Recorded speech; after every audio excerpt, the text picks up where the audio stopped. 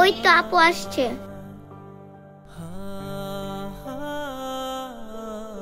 আপু তুমি আইছো? আপু আমার তাড়াতাড়ি খাওয়ান দাও, আমার না অনেক ক্ষুধা লাগছে। আচ্ছা রে বোন, তুই চিন্তা করিস না, এই দেখ তোর জন্য খাবার নিয়ে আসছি। ভাতের সাথে পানি মিশাইয়া কাঁচামরিচ দিয়া ভাতটা ছোট বোনকে খাওয়াই দেই। এই নে বোন, খা। আপু তরকারি কই? বোন, তরকারি কেনার টাকা তো নাই। তুই আজকের মতো একটু কষ্ট করে খা, দেখ আমার চাকরিটা হয়ে গেলে তখন তোকে মাংস দিয়ে ভাত খাওয়াবো। আচ্ছা ঠিক আছে আপু। আপু আমি তোমার জন্য আল্লাহর কাছে দোয়া করি, আল্লাহ যেন তোমাকে চাকরিটা পাইয়ে দেয়। আমিন। আচ্ছা ঠিক আছে লক্ষ্মী বোনটি, এখন তুই কষ্ট করে ভাতটা খেয়ে নে। আচ্ছা ঠিক আছে আপু, তুমি আমাকে খাইয়ে দাও। আচ্ছা ঠিক আছে বোন, এই নে।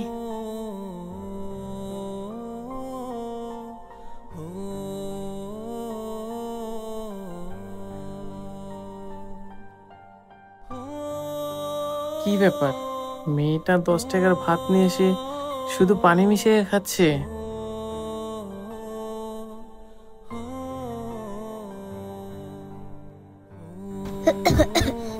এই নে বোন পানি।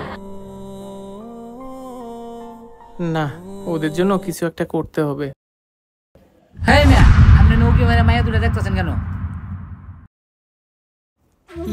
মানে চাচা, হইছে কি, এই মেয়েটা আমার হোটেল থেকে প্রতিদিন 10 টাকার ভাত নিয়ে আসে।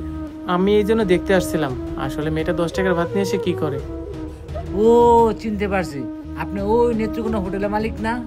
হ্যাঁ চাচা, আমি ওই হোটেলেরই মালিক। চাচা, আপনার সাথে একটু কথা আছে, এদিকে আসেন। আচ্ছা বুঝলাম বাবা, তুমি এই বাসায় কেন আসলা? চাচা, আপনাকে একটা কথা বলি। এই যে এই মেয়েটা প্রতিদিন শুধু 10 টাকার ভাত খায়, এটা দেখে কি আপনাদের খারাপ লাগে না? আসলে বাবা, তুমি যেটা ভাবছো সেটা না। আমরা এলাকার সবাই মিলে মেয়েটাকে সাহায্য করতে চাইছিলাম, কিন্তু ও কারো সাহায্য নেয় না। সবই তো শুনলাম কাকা।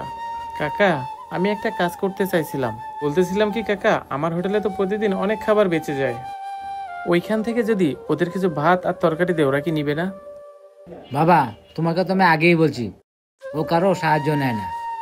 তাহলে এখন কি করা যায়? না, কিছু একটা করতেই হবে। আচ্ছা কাকা, তাহলে একটা কাজ করেন, আপনি একটু ওই মেয়েটাকে ডাক দেন, আমি ওর সাথে একটু কথা বলি। ঠিক আছে বাবা, তুমি ভিতরে এসে দাঁড়াও, আমি মেয়েটাকে ডাক দিতেছি।